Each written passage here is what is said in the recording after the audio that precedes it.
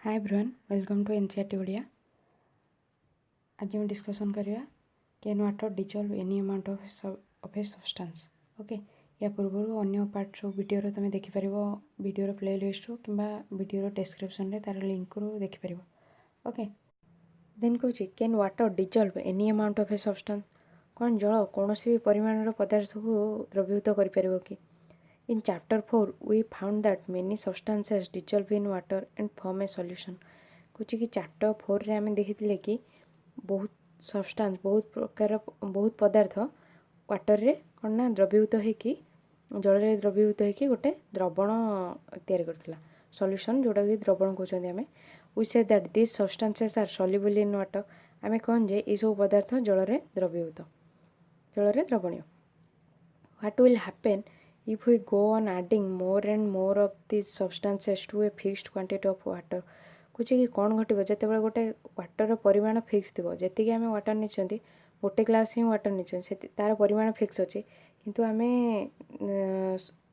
कौन ना जो पदार्थ आम मिसौन से जहाँ भी सल्यूट कहते जो पदार्थ से मिसौन तार परिमाण किंतु बढ़े चलते से कौन घटो। एक्टिविटी 8 कार्य 8 you will need a beaker or a small pan a spoon salt and water. कुछ कि तुम्हें गोटे दरकार कर गोटे बिकर ए स्मॉल पैन को आम पात्र कर a spoon salt and water ये सब जिन आम दरकार कर एक्सपेरिमेंट करने। Pour half a cup of water in the beaker. कुछ कि अधा कप वाटर से बिकर रे ना ढाल। Add 1 teaspoon full of salt and stir it well. कुछ कि गोटे टीस्पून सॉल्ट कौन से बिकर रे ऐड कर आको भलसे गोलाओ until the salt dissolves completely जेपर्यंत से लुण कौन ना भल भाव में द्रवीभूत हो। फिगर 5.14 ये जमी फिगर 5.14 रे देखे डिजॉल्विंग सॉल्ट इन वाटर केमती सॉल्ट को डिजॉल्व करा हो वाटर रे। गोटे ग्लास नहीं से कौन ना गोटे टीस्पून एट ए टाइम पकईकी पुणी भलसे स्टोर कर भलसे गोलैकी डिजॉल्व करोचे। Okay, dissolving salt in water salt अच्छी। देन कही again add a teaspoon full of salt and stir well. कुछ पुणी आउ थे गोटे टीस्पून फुल सॉल्ट ऐड करी भलसे गोला गो ऑन एडिंग सॉल्ट एमती सॉल्ट ऐड कर सब 1 teaspoon full at a time and stir. कुछ कि एपरी सॉल्ट ऐड कर गोटे टीस्पून गोटे समय ऐड कर भलसे मिसेब पुणी से मिसला आउ गोटे टीस्पून ऐड कर प्रोसेस कंटिन्यू कर। After adding a few spoons of salt do you find that some salt remains undissolved and settle at the bottom of the beaker. कुछ कि एमती किसी स्पून सॉल्ट तुम ऐड करिया परे तुम पाइल कि जे किसी सॉल्ट द्रवीभूत न होइकी से बिकर तल भाग बसी जाउची। If yes, जदि हाँ, this means that no more salt can be dissolved in the amount of water we have taken। जदि हाँ, then ता अर्थ हो कि से वाटर रे एबे आउ सॉल्ट डिजॉल्व हेब नहीं आउ अधिक परिमाण सॉल्ट आम से द्रवीभूत कर। The solution is now set to be saturated. बर्तमान से द्रवणटा को आम कौन कहना ना सैचुरेटेड जोटा कि परितृप्त कहुच्छी सेटा को एबे आमे सैचुरेटेड बोली कहबा। Here is a hint as to what might have gone wrong when Paheli tried to recover large quantity of salt mixed with sand. कहे कि ये गोटे सूचना देछि कि एमती कौन भूल होइतिबो जेतेबेले पहली बहुत परिमाण कौन लुण को से बाली रु रिकवर करिया को चाहूला कहीं ना जेतेबेले आमे से वाटर ऐड करथिले अधिक परिमाण सॉल्ट नहीं तो सॉल्ट किछि डिजॉल्व हो नथिबो से वाटर रे से वाटर कौन परितृप्त द्रवण हो जाइथिबो आ जो गुड़ा द्रवीभूत हो नथिबो जो सॉल्ट सेटा सब बाली रे हो जाइथिबो। Perhaps the quantity of salt was much more than that required to form a saturated solution.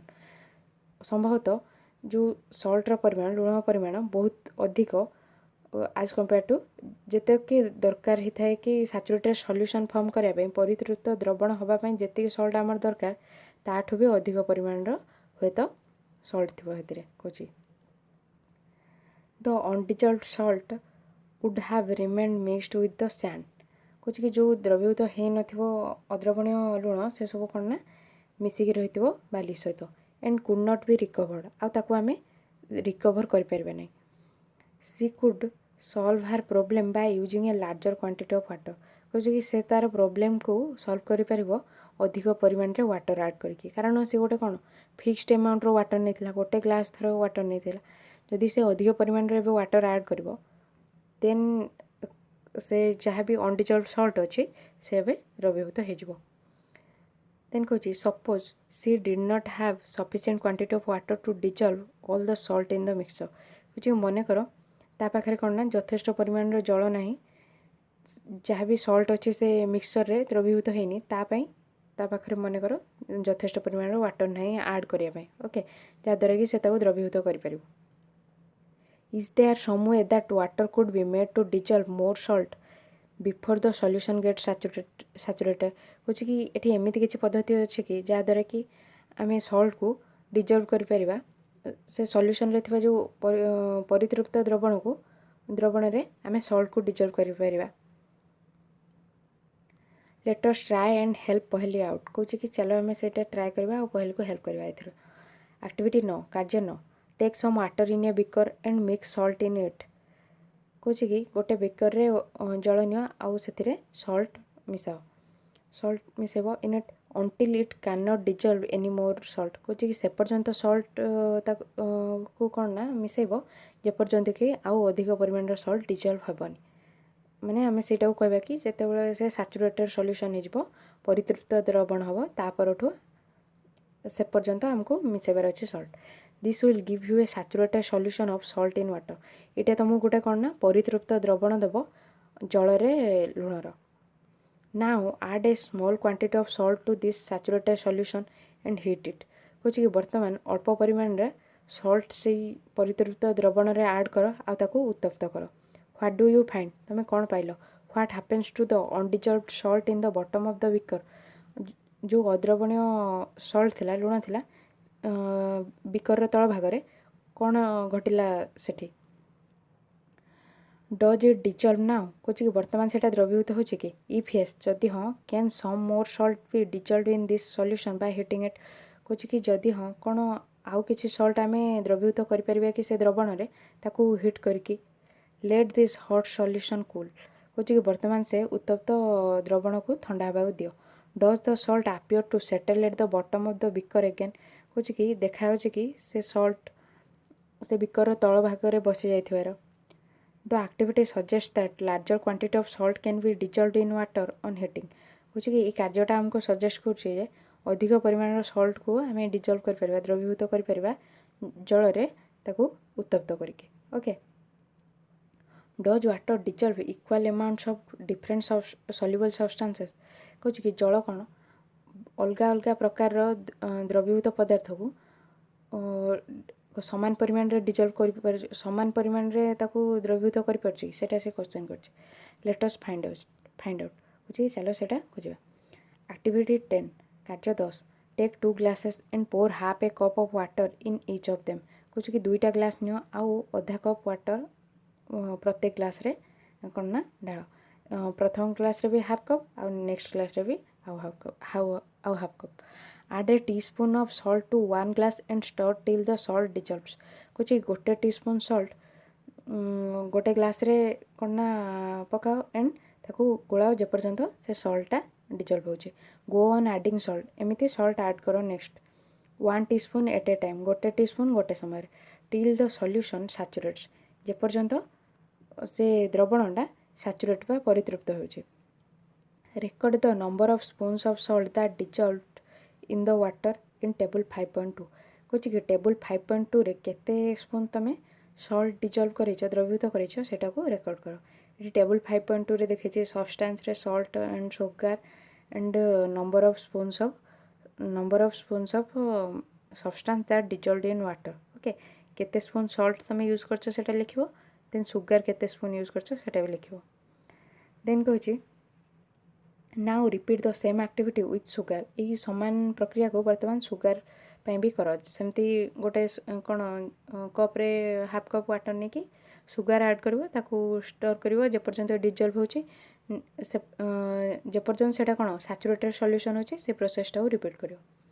Repeat this with some other substances that are soluble in water कौच कि यही मेथडटा को तुम अन्य पदार्थ सहित रिपीट कर जो गुड़ा कि वाटर रे द्रवीभूत होचे what do you notice from table 5.2 कौच टेबल 5.2 रु तुम कौन नोटिस कल do you find that water dissolves different substances in different amount कौच कि तुम पाइल कि जल कौन ना विभिन्न प्रकार पदार्थ को विभिन्न अमाउंट रे विभिन्न परिमाण रे डिजॉल्व करुचे द्रवीभूत करुचे